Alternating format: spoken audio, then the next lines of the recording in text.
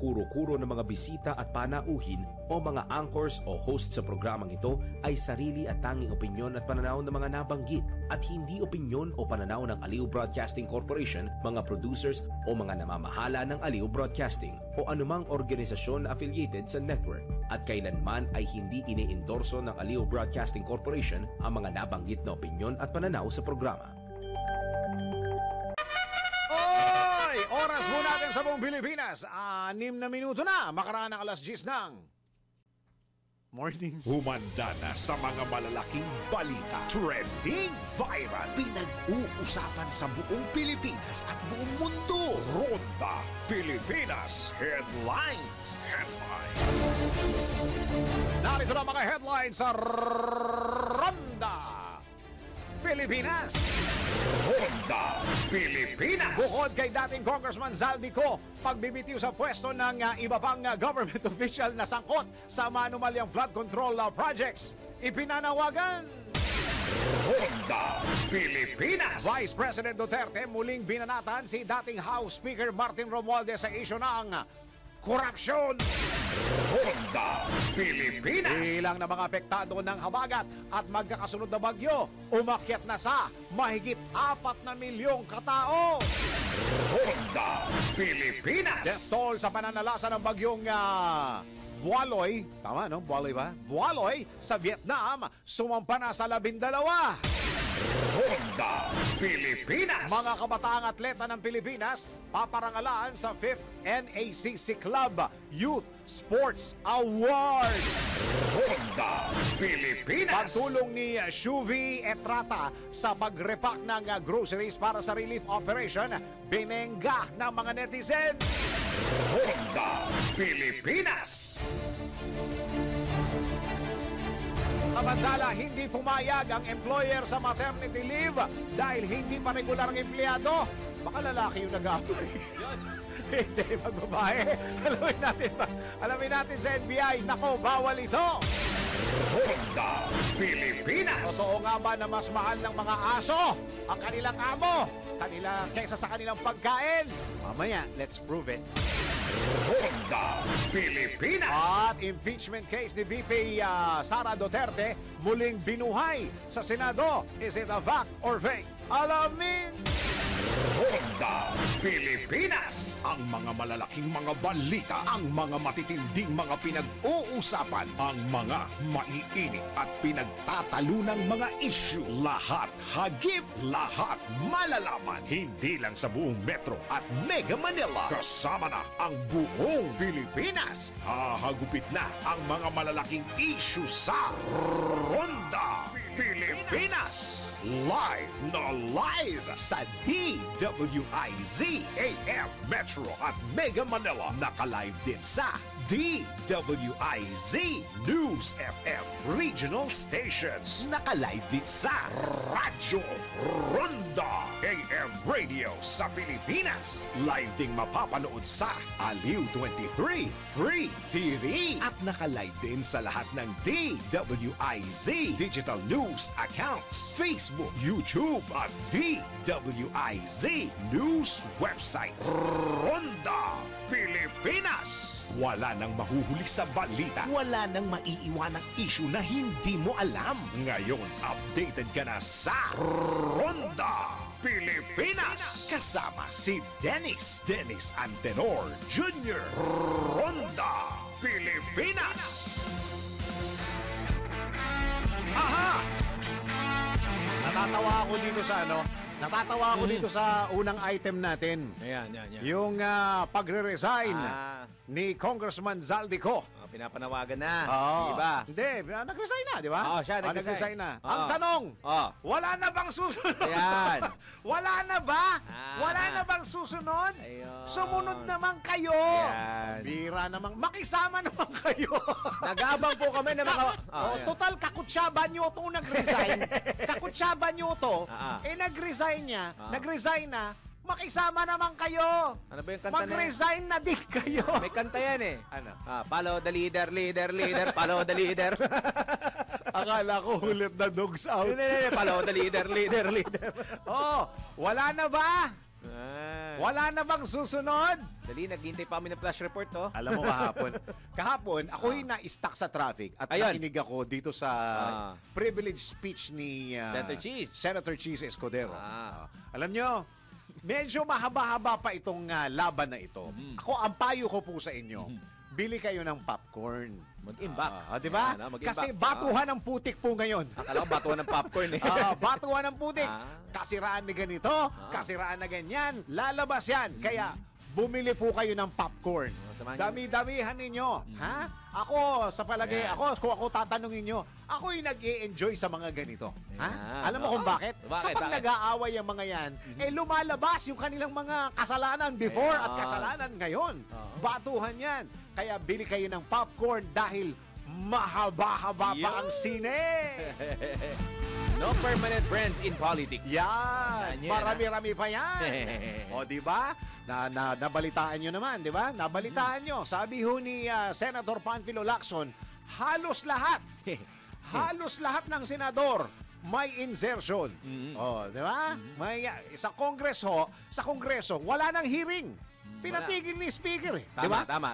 Ngayon, ongoing sa Senado. Ang nagtataka ako, please correct me, Ate Selly, na wala raw yatang hearing sa Webes, ang Blue Ribbon. Wala this week. Wala, Wala diba? this week. Wala. Ano nangyari? Diba? Ako nag-i-enjoy pa naman. Nakikita nyo ba, every hearing may lumalabas na bago? Diba? May lumalabas na bago na impormasyon at saka bagong testigo. Kaya, ang payo ko sa inyo, ganun pa rin. Bili kayo ng maraming popcorn. Hinay lang sa asin, ha? Oo. Ako pala yun. Ako maghinay ako sa asin, ha? Iwas ng konti.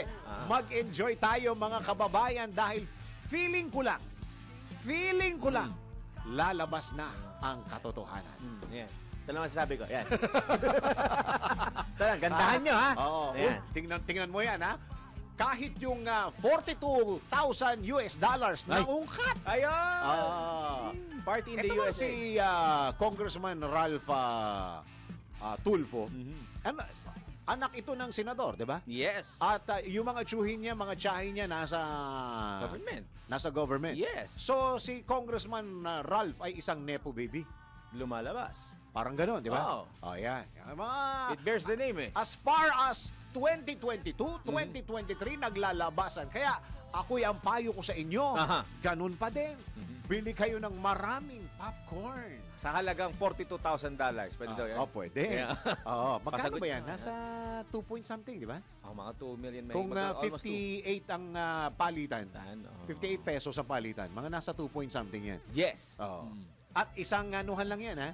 Tapos, Bagsakan. yung sinabi ko sa iyo kahapon, akala ko parang nagkakasiyahan, birthday pala ni Kong. Kaya Birthday happy. pala. Okay. Oo. Ang sabi, parang may nakuhang magandang balita. Birthday din pala. Wait, birthday. Pero ang sabi mo sa akin kahapon, nag-ambagan pa sila. Oo. Di ba usually pag may birthday, yung birthday ang sumasagot? Oo. Tingnan natin kung lalabas ka. Sabagay. Pero Lahat naisip ko, yan. eh. Oo. Lalabas yan. Okay. Ang payo ko, dagdagan nyo yung mga popcorn ninyo. Yo! Marami-rami paare! Sino ang bida at sino ang kontrabida? Malapit na! May sasabihin si Michael B. tungkol dyan. Ano? Sino ang dapat tikihin? Ayan. Magandang araw, Pilipinas. Live na tayo sa DWIC News Nationwide. Live na rin tayo sa DWIC News FM Regional Stations. And of course, sa Radyo Ronda. At sa lahat ng mga ginagawang radyo, ang kanilang mga TV, Aliw Channel 23 at DWIC News TV.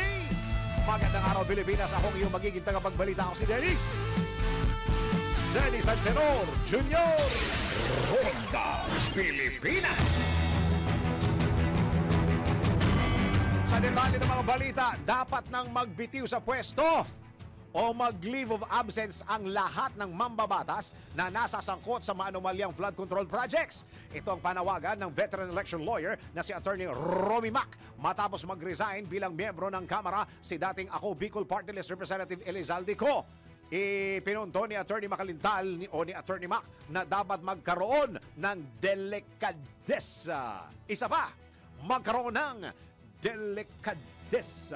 Ang mga nasasangkot na opisyal at patunayan na hindi sila hahadlang sa investigasyong isinasagawa ng pamahalaan sa pamamagitan ng pagbibitiw sa pwesto o paghahain ng leave of absence.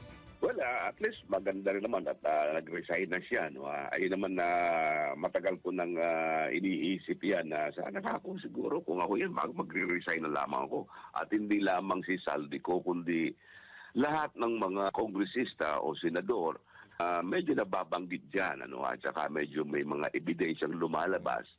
Siguro por delikadesa, dapat din magsipag-resign din sila. Ano ha? O kaya mag-take ng leave of absence man lang para ipakita na hindi sila gagawa ng anumang bagay na baka maaari makagambala sa anumang mga investigasyon na ginagawa ng ahensya ng ating pamahalaan. Ikaw naman, Atty. Mac, bakit naman ganyan ang panawagan mo? Oo nga. Atty. Mac, pagka nag-resign lahat ng mga sangkot, walang matitira. Wala matitira sa mga nag-resign. Wala nang matitira. Atty. Mac, ano pa ang gagawin natin? Paano pa tatakbo? Di ba? Election. Paano sabihin? Kailangan na nila lahat mag-resign. Okay? Yan po ang aking bayan. Sa kabila nito, nilinaw naman ni Atty. Mac na hindi porket nag-resign si Representative Ko ay absuelto na ito sa mga kaso o pananagutan. It does not mean to say na ligtas na siya sa mga umano'y anomalya na kanyang kinasasangkutan. Kasi dapat yung pag-resign na yon ay tuloy pa rin yung investigasyon at saka yung pagsasampa ng mga kaso laban sa kanya. Yan po ang tinig ni Atty. Romulo Macalintal na may programa sa DWIZ Senior Moments every Sunday, 12:30 p.m. Live po yan sa DWIZ at sa Aliw Channel 23. Isang veteran elections lawyer sa panayam ng exclusive ng DWIZ! DWIZ! Ronda Pilipinas! At ngayon tanggap tayo ng isang report. Vice President Duterte muling binanatan si dating House Speaker Martin Romualdez sa isyu ng korupsyon. Alamin natin ang report ni Patrol 38 Gen Patrolya Gen Go! Nanindigan si Vice President Sara Duterte na may kredibilidad ang mga aligasyon hinggil sa sinasabing lingguhang paghahatid ng maletang naglalaman ng pera sa bahay ni dating House Speaker Martin Romualdez. Sinabi ni VP Sara na tugma ang mga akusasyon sa mga naunang ulat ng pagtanggap umano ni Romualdez ng suhol. Binigyan din pa ng Vice Presidente na paulit-ulit ang nababanggit ang pangalan ng dating Speaker tuwing may usapin ng korupsyon. Tinukoy nito ang desisyon ng Delaware Court sa kasong 26 Capital Corp v. Tiger Resort Asia Ltd. kung saan hindi bababa sa 17 beses na nabanggit ang pangalan ni Romualdez. Kabilang na ang sinasabing pagtanggap ng heavy luggage na hindi pinaniniwala ang naglalaman lamang ng mga dokumento. Ang ganitong disturbing pattern anya ang nagpapalakas sa kredibilidad ng testimonya ni retired Marine Sergeant Orly Gutesa hinggil sa mga maleta ng basura na sinasabing dinadala kay Romualdez kada linggo. Muli ring binatikos ng Vice Presidente ang desisyon ni Pangulong Ferdinand Bongbong Marcos Jr. na ginawang speaker si Romualdez sa kabila ng mga isyong lumulutang laban dito. Tinuligsari ni VP Duterte ang binuong Independent Commission on Infrastructure na anyay kontrolado pa rin ng Malacanang. Ako si Patrol 38 Gen Patrolya nag-uulat sa himpilang may todong lakas DWIZ, nagbabalita ng tama, naglilingkod ng tama. Kapag may bagong balita, naka-on air, agad-agad, DWIZ Patrol Report! Magkano ang laman ng isang maleta? 4.8 ba o 48 million? Parang 48 ano? 48. 48 ano? Parang 48, yeah. 48 million. Ako ngayon ko lang naalaman yun. Wala tayong ganong pera eh. Oo nga. Hindi natin afford yun. 48 million ang isang. Ay, hindi na kasi kaya ang 50 million, hanggang 48 lang talaga. Kulang pa ng 2 milyon. Naiyak pa sila. Dahil yun ang lumalabas sa social media, yung mga dinideliver na mga maleta ngayon, may nakalagay for 48 million. Ay, wow. Yung mga nabibili ngayon sa online. 48. May kasama 48 million. Sira ulo talaga itong mga nagde-design ng maleta na ito. Balay sa buhay niya. Nakalagay doon sa maleta, 48 million cash. Oo. Gosh, Tinanong ko nga kung magkano. Bala kayo. Alamin na natin ang ating weather. Go! Pinakahuli, pinaka-latest, pinaka-napapanahon. Whether we like it or not, ito ang magiging DWIZ Weather Report. Kayo ba'y kontento Mm. sa mga tumatakbo na ang nag-iimbestiga ngayon, yung ICI na lang, tama? Nawala live stream, ha? Oo, ICI at saka itong Senado. Aha. So wala na. Yung Kongreso nag-give up na. Tingnan nyo, baka tayo'y mapala rin, tayo'y makakausap ng isang political analyst kung ano ang tanggap ng Pilipino din eh. At kung siya ba'y umaasa na may mangyayari. Ayan, magandang pag-usapan yan maya-maya ng konti. Pero ngayon, alamin natin ang ating weather sa magitan ni Daryl Justin. Ay, magandang umaga po sa mga naka-bulletproof vest ngayon sa DOJ.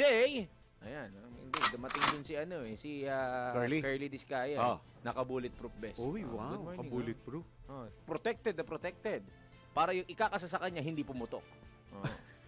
So, naka-bulletproof siya. Naka-bulletproof. So, ano siya? Protected witness ng DOJ. Yun, Protected witness ng DOJ. Iba pa sa state witness yan, ha? Tapos, gumastos ang DOJ. Yan, tama. Tapos, yung pondo ng DOJ Galing sa atin. galing sa tax. Yun, yung tax. Yung nagnakaw sa atin, tayo mismo ang nagpo-protect. Oh, God! Ang ganda ng ideology, no? Parang may mali. Pero knowing Secretary Remulla, Oh, yes. baka alam niya yung kanyang ginagawa. Matagal mo naman ang kilala si Of Secretary. course. At saka hindi suplado yan sa personal. Sa camera lang siguro dahil mukhang Mr. Action Man naman. Saka ano yan, pala kwento. Kwento. Okay. Yan. Ito ang kwento ng panahon natin. After po ng 24 hours na wala tayong sama ng panahon, may LPA na ngayon. Kamalas nyo nga naman, yung LPA ay namataan sa labas ng Philippine Area of Responsibility at nasa layong 1,360 kilometers silangan ng southeastern Luzon. Sa kasalukuyan po, bago ko ibigay ang update tungkol dyan, ano magiging analysis, ang mararanasan po nating bansa ay easterlies pa rin. Naka-monsoon break pa rin po tayo. Kaya sa Metro Manila, Bicol Region, Bulacan, Rizal at Quezon, nasaan po ang maulap na papawirin na may mga pulupulong pag-ulan at may hinang pagkulog at pagkidlat. Dulot po yan ng easterlies. At ano po bang kahinatnan natin dito sa nasabing LPA sa labas ng PAR? Ayon po sa Tropical Cyclone Threat Potential ng Pag-asa sa week ng September 29, simula po yan kahapon hanggang sa October 5, araw po yan ng linggo, ito pong LPA ay may mataas na tsansang mabuo bilang ganap na bagyo this week. Dyan hanggang Friday, Saturday. Nako, lalo na yung Sabado, ha? Ingat-ingat po, ha? Anong area? Ito ay magiging posible maging bagyo. Mataas ang tsansa. So, pag Ano ito ay naging bagyo, papangalan ng Paulo. At pwedeng mabuo to around Thursday, Friday, o Saturday. At, take note, maaring tumawid to sa Luzon area. Wala, sabi mo walang tulay dito. Ayan. Sarado! No ID, no entry. Nako. Yan Sige. Yan ang realidad natin for this week, ha. Sa week 2 naman, October 6 hanggang October 12, inaasahan natin may mabubuo both sa western portion na sa labas naman po ito ng Philippine Area of Responsibility na magiging bagyo at mananalasa sa ibang bansa. At yung nasa may northeast portion naman po ay may mababang tsansa na mabuo bilang bagyo. Pero ang suma total nito, posible pong makapasok na o mabuo anytime this week. Itong si soon to be pa lang, kay LPA pa lang po ito, soon to be Bagyong Paulo. Yan po ang susunod na pangalan ng bagyo. Kaya yung 1G, umayos ka. So, sa ating 3-day weather sa Luzon, Baguio City, October 1 and 2, sasalubungin natin ng Oktubre na may malalakas na kulog at kidlat. Wala na. Uwi na tayo. Okay. Uwi na tayo eh. Nakatulog yung sound effects mo, ha? Bibigyan ko ng Bibigyan ko to ng milk tea. Alam mo bakit? Bakit? Bawal sa akin. Ayan. Yan milk yung tea. bawal sa kanya. Sa'yo na lang ako. Yan ha, puro thunderstorms October 1 and 2, mga pagulan naman October 3, 16 to 23 degrees. Sa Legazpi naman, mekos-mekos, ulan, mainit na panahon sa umaga tanghalit, may hinang ulan, may hinang kulog at kidlat sa hapon at gabi. Maging sa Friday po sa Legazpi, puro mga pagulan, maging sa Naga. Pero asahan po bukas sa Naga, malalakas ulit na thunderstorms. Dinoble. Naka-timing na. Naka-timing. Okay. Oh, So, ayos gagawin ko na, ng ayos na. extra large yung milk tea. Yan. Kaso wala pa sahod. Hindi ba pwede yung kasing laki ng iniinom ni Congressman? Ay, gusto mo ba yan? Pwede ba yan? Yung kasing laki. Yung gano'n, sige, sige. Oh. Ano ba yan? Triple XL? Ay, damit pala yan. Oo, yun. Pwede ba? Sige, pasya. Hanapin na lang natin yun. 31 degrees Celsius ang kwad ng temperatura. Ay, nako, sunrise, sunset natin. Tumilaw ka manok. Kaninang 5:46 na morning at lulubog ang araw. After 12 hours. 5:46 naman po yan ng hapon. Ayan. Quits lang po. Ating Christmas countdown. Meron na naman tayo 86 days to go. Grabe. Bago Pasko. At may kasama na yang pork barbecue. Ulitin ko. Bawal sa'yo. Bawal ulit sa akin. Kaya sa'yo na lang. Yan na po muna ang aking latest weather report, whether you like it or not. Ako po si Daryl Justin, nagpapaalala, when in gout, don't eat loud. Nagpapalita ng tama, naglilingkod ng tama. Pinakahuli, pinaka-latest, pinaka-napapanahon, whether we like it or not. DWIZ Weather Report. Ronda Pilipinas. Impeachment case ni VP Sara Duterte. Muling binuhay daw yan sa Senado. Totoo ba yan o hindi? Alamin natin kung fact or fake. Noong mga nakaraang buwan, isa sa mga national issues ang impeachment case laban kay Vice President Sara Duterte. Bagamat may tuturing ng case close ito dahil sa pagbubukas ng 20th Congress, tila may nagiging usapan na naman online na binuhay muli ito. Totoo nga ba ang nasabing usapin? Sagutin natin dito sa Fact or Fake. Alamin mo na kung tama o mali, kung totoo o hindi. Bawalang peke. DWIZ Fact or Fake. Isang YouTube video ng channel na J Guevara TV na may mahigit 490,000 subscribers ang umani na ng 48,000 views at 3,700 likes mula na may upload ang viral video noong September 9, isang araw matapos ang pagbabago sa liderato ng Senado kung saan nahalal si Senator Vicente Tito Soto III bilang bagong Senate President kapalit ni Senator Cheese Escudero. Sa thumbnail ng video, mababasa ang text na planong pagpatay kay VP Sara huli sa akto, Soto, i-impeach si VP Sara. Pero ayon sa aming research, mapapansin sa mismong video na walang naipakitang ebidensya para patunayan ang claim. Tanging mga news clip at espekulasyon ng narrator ang ipinakita na nagsasabing umano'y kinumpirma ni Soto ang pagbuhay ng impeachment laban kay Vice President Sara Duterte, bagay na hindi suportado ng anumang credible source. Kung kaya't ang napapabalitang binuhay ng Senado ang impeachment case ni Vice President Sara Duterte ay isang malaking fake. Kaugnay nito sa isang ambush interview noong September 8, nilinaw ni SP Soto na mananatiling naka-archive ang impeachment case laban kay VP Sara Duterte habang hinihintay ang desisyon ng Korte Suprema sa motion for reconsideration. Para sa Fact or Fake, Daryl Justin, nagbabalita ng tama, naglilingkod ng tama. Huwag magpapaloko, huwag magpapagancho, huwag magpapaskam. Bawal! Bawal ang peke. DWIZ Fact or Fake. Ronda Pilipinas. Isang reminder lang po ito para sa ating lahat ng ating mga kababayan. Huwag pong matakot magpakonsulta sa tuwing makakaramdam ng sakit dahil may PhilHealth na siguradong aalagaan ng kalusugan mo. Lahat tayo, miyembro at sigurado sa benepisyo. Pumunta lamang sa mga accredited consulta package provider para makapag-avail ng consulta package. At para sa karagdagang impormasyon, bumisita lamang sa kanilang website na www.philhealth.gov.ph at pindutin ang click to call icon. Dahil Pilipino ka, may PhilHealth ka. Ronda Pilipinas. Pilipinas ang ating oras. 30 minuto makaraan ng alas 10 ng morning. At ngayon, tanggap po tayo ng isang report.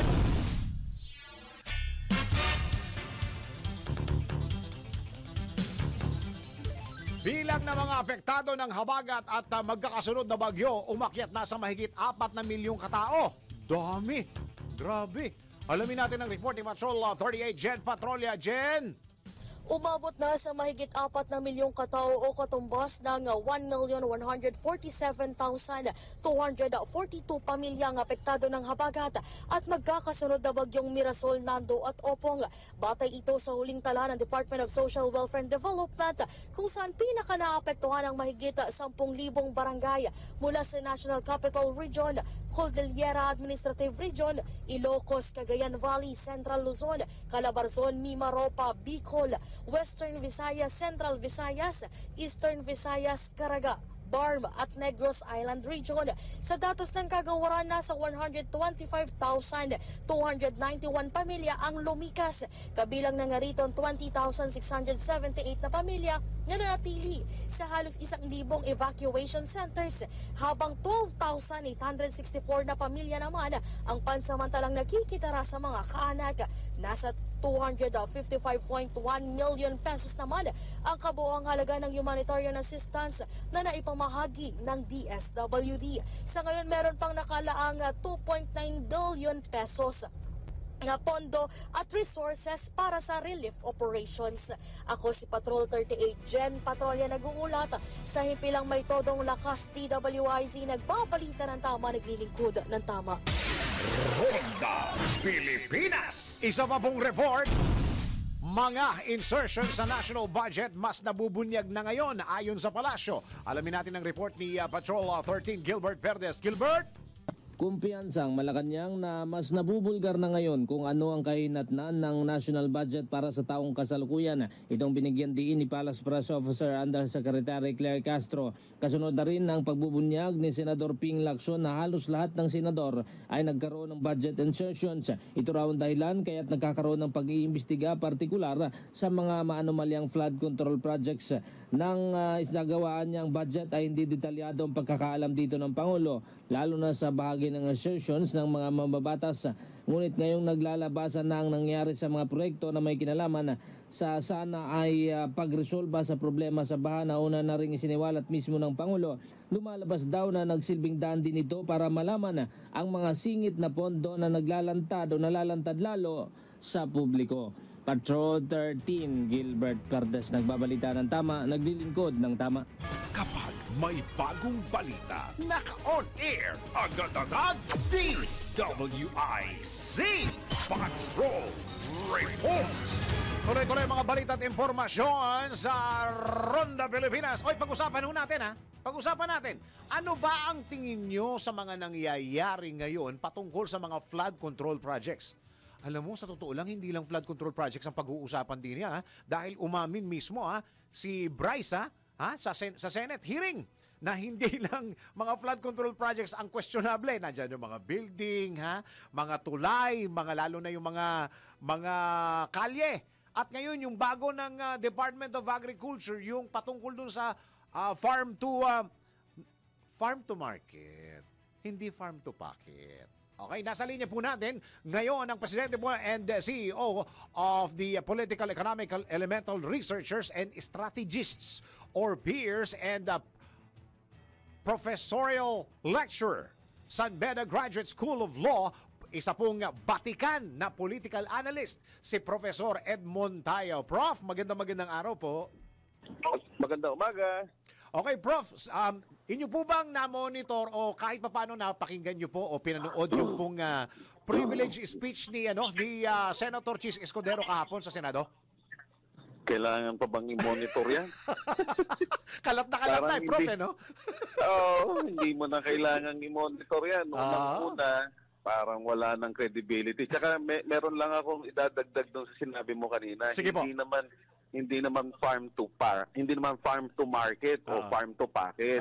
Farm to mansion. Iya. Oh my God.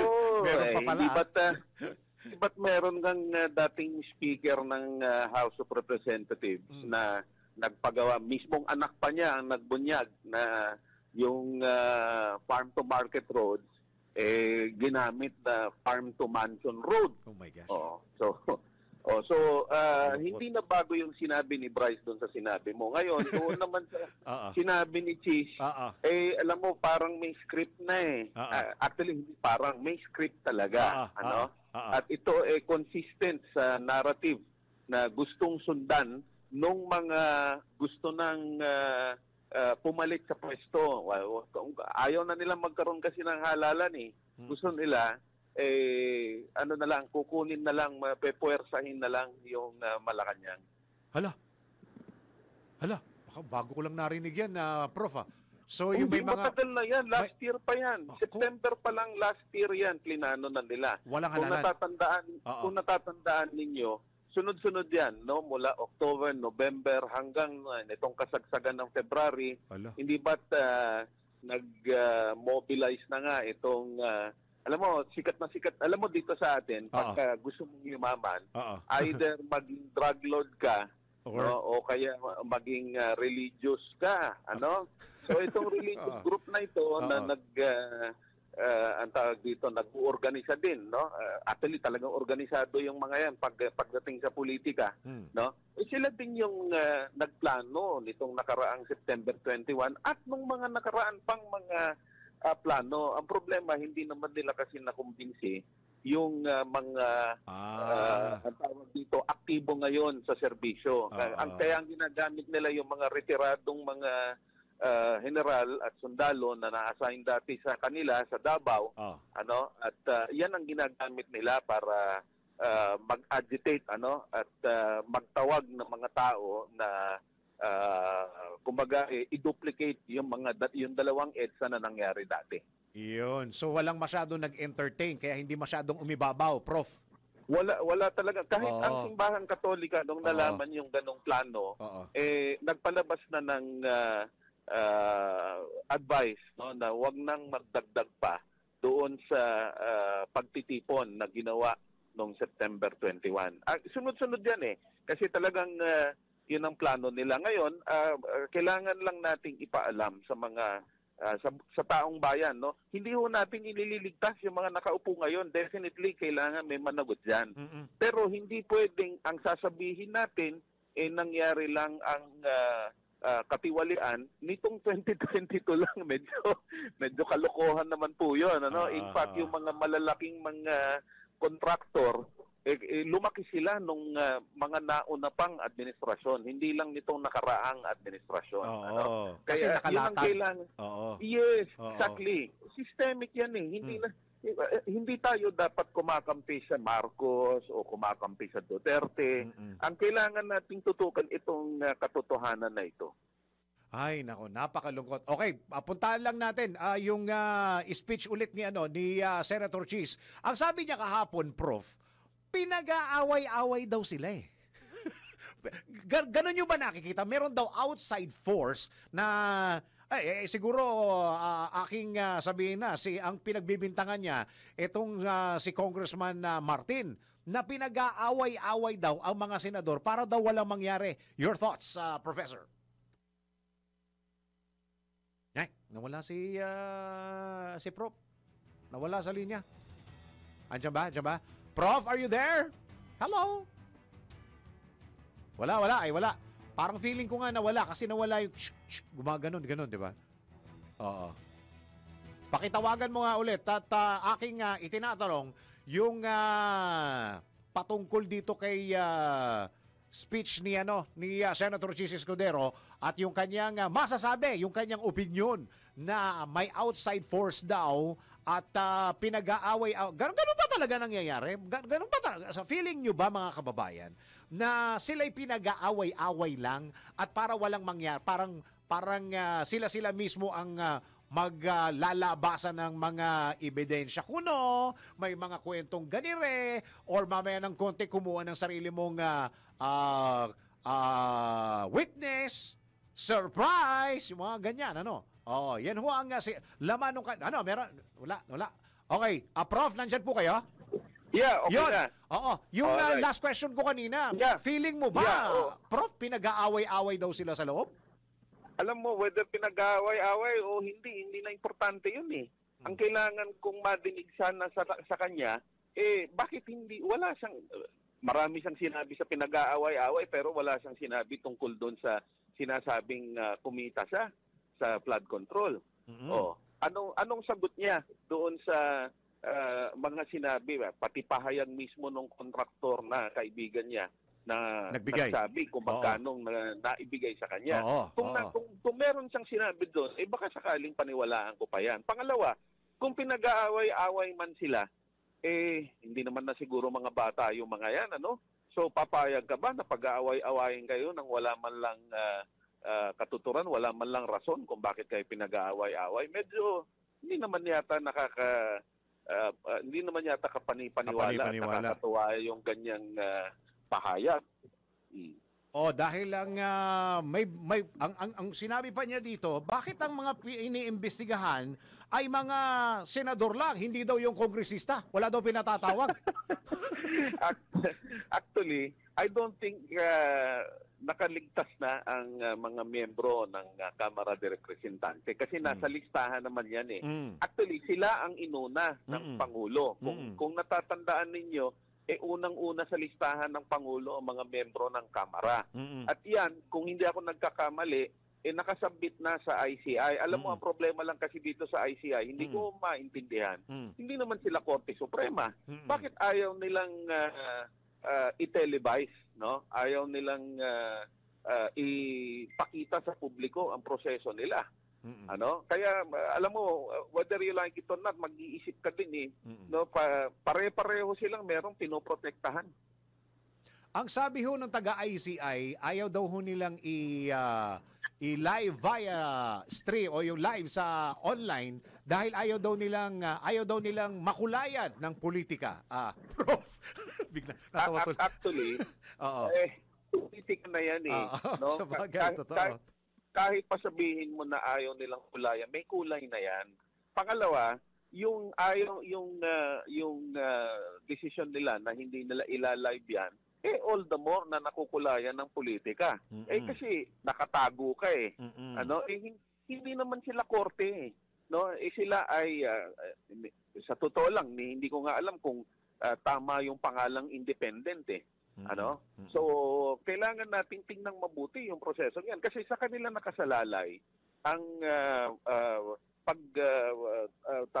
pag-solve natin nitong problema na ito. No? Kasi kung ang gagawin lang nila sarsuela nga lang, sabi nga ni BP Inday, sarsuela ito. Ano? So, kung kumbaga scripted. Kapag ka ganon, all the more walang mangyayari, no? Kahit na sabihin pa natin na hindi ka panipaniwala at hindi dapat pagtiwalaan ng mga Duterte, kasama na dito si BP Inday, may katotohanan doon sa sarsuela, ano? So sa kaduluduluhan nito, wala tayong mapipili Parang lahat sila dito talagang kailangan tanggalin Ito ho, ano ang basa nyo rito? Itong pagkaka-resign ni Mayor Magalong at pagkaka-appoint ni General Azurin. Alam naman na natin yung sinabi ni Mayor Magalong, ano? At tila unang-una ginagawan siya ng issue doon sa pagsama niya sa pag-iimbestiga kay Secretary Vince. Parang ang pinalalabas napapabayaan niya ang kanyang pagiging alkalde sa Baguio. In-explain naman niya sa totoo lang kahit naman wala ang mayor doon at hindi naman at meron ding oras ang tawag dito, ang mga meeting na ginagawa.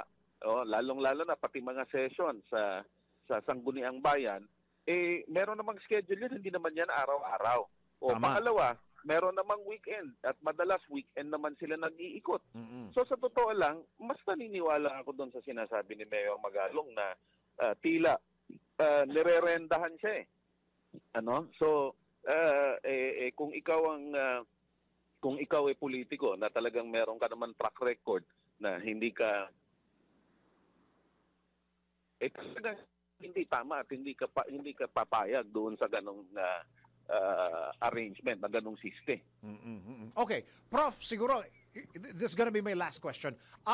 Sa palagay po ba ninyo, pagka isang pangkaraniwang Pilipino, tanungin po kayo, Prof, saan ho ito pupunta? Ano ho ang pwede naming asahan? Pwede ho ba kaming asahan, Prof? Alam mo, kailangan talagang umasa tayo at para tayo ay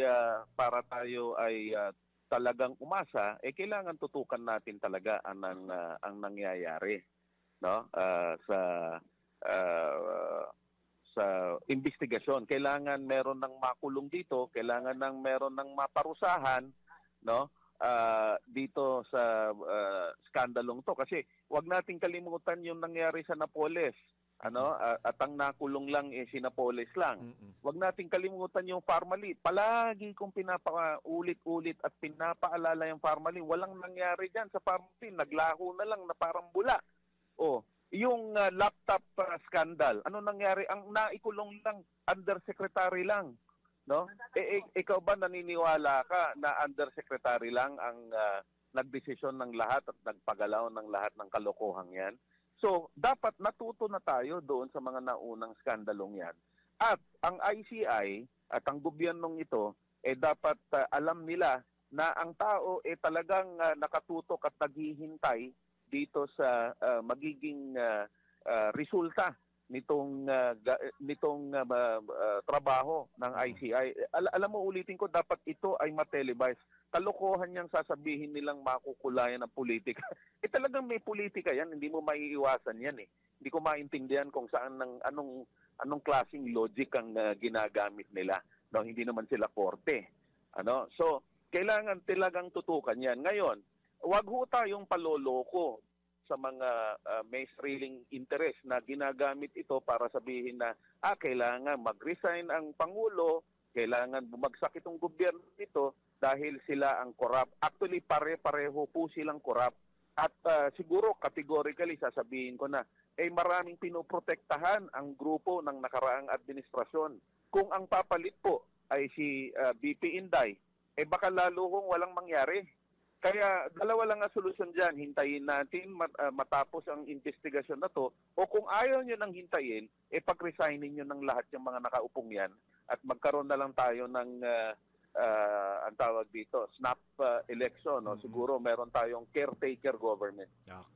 Okay. Prof, maraming salamat po sa oras na binigay nyo sa DWIZ po. Salamat. Ang batigang political analyst si Professor Edmund Tayao. Ronda Pilipinas. Naalala ko tuloy yung aking binabasa kanina kung bakit walang masyadong corruption sa Singapore. May nagsalita ho doon, di ko lang alam kung sino yun. Ang pinarurusahan ho sa korupsyon sa ibang bansa ay hindi yung gitna at hindi yung laylayan. Ang pinarurusahan yung nasa taas lang. Walang kinakastigo, walang idinedemanda, walang sinasampahan ng kaso ng gitna at saka yung mismong baba. Ang kinakasuhan at ang talagang pinupuntirya yung mismong nasa taas. Oras mo natin sa buong Pilipinas. 9 na minuto ba bago mag-11 ng morning. Sa balitang esports naman, mga kabatang atleta ng Pilipinas paparangalan sa 5th NACC Club Youth Sports Award. Sports news mula kay Ian Articona. Sa mundo ng palakasan, ang latest malalaman sa DWIZ Sports News. Pararangalan ng mga kabataan bituin ng palakasan ng Pilipinas sa 5th Nickel Asia Corporation si Club Youth Sports Awards sa Oktubre 11 sa Manila. Tampok ang mga weightlifters tulad din na JR Colonia, Alexandra Andias, Altea Bacaro, Jody Peralta at Albert Ian de los Santos. Ang selebrasyon matapos ang matagumpay na pagtatanghal ng bansa sa World and Youth Junior Championship sa Lima, kung saan umani ng maraming gintong medalya ang Pilipinas. Kabilang din ang mga junior standouts tulad din na Carl Eldriulo, Rian Maliksi, Durden Wangay at iba pa. May 72 awardees at 3 special distinctions, kabilang si Carlos Yulo. At yan ang Sports News. Ian Articona, nagbabalitan tama, naglilingkod ng tama. Ronda Pilipinas. Ito na ang latest, bagong-bago, fresh na fresh. DWIZ Showbiz News. Pagtulong ni Shuvi Etrata sa pag-repack ng groceries para sa relief operation. Benenga. Ano ba Benenga? Negative ba yan? Benenga. Ng mga netizen. Alamin natin. Showbiz Balita mula kay Anton.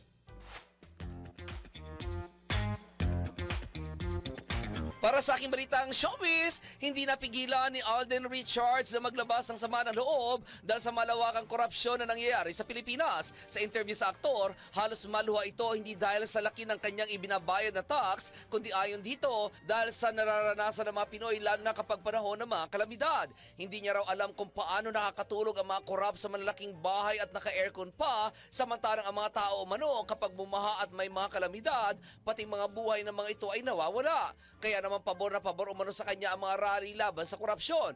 Ngunit umaasa pa rin ang aktor na tuluyan ang mawala ang korupsyon, bagamat sinabi na raw ni DPWH Secretary Vince Dizon na mahabang panahon pa para tuluyang malinis ang ahensya dahil nasa sistema na umano ang nangyayaring korupsyon. Ayon pa sa aktor, kailangan may gumalaw kahit matagal-tagal pa bago mangyari ang inaasam niya dahil baka bigla na lamang daw itong mabaon sa limot. Ganon umano ang nakikita niya nang balikan niya ang mga kaso ng korupsyon sa gobyerno na bigla na lamang nawawala at tinatapalan ng kung ano-anong balita para lamang makalimutan ng mga tao. Ngunit hindi umano mga tanga ang mga Pilipino, lalo na ngayon na may mga social media na sabay sabi nito ng huwag kami, huwag ang Pinoy. At iyan aking balitang showbiz para sa impilang may todong lakas, DWIZ. Ako si Anton, nagbabalita ng tama, naglilingkod ng tama. Ronda Pilipinas. At bago tayo magpaalam, tayo muna magpatama quote of the day. Hindi lahat ng pera galing sa trabaho. Minsan galing yan sa flood control projects. Hindi. Sorry. Mali. Mali yung script. Ako po ang nagkamali, hindi yung script, ha?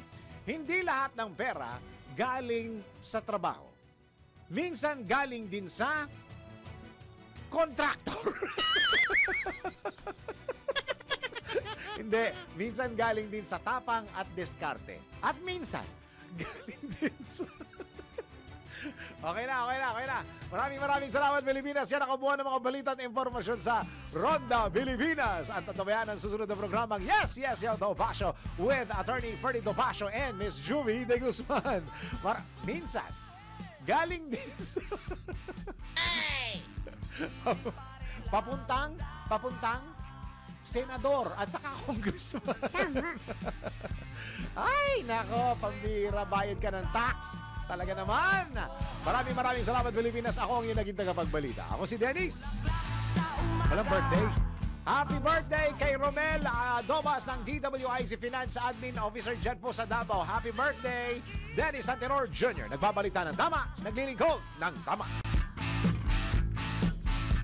Ang mga malalaking mga balita, ang mga matitinding mga pinag-uusapan, ang mga maiinit at pinagtatalunang mga issue. Lahat hagip, lahat malalaman. Hindi lang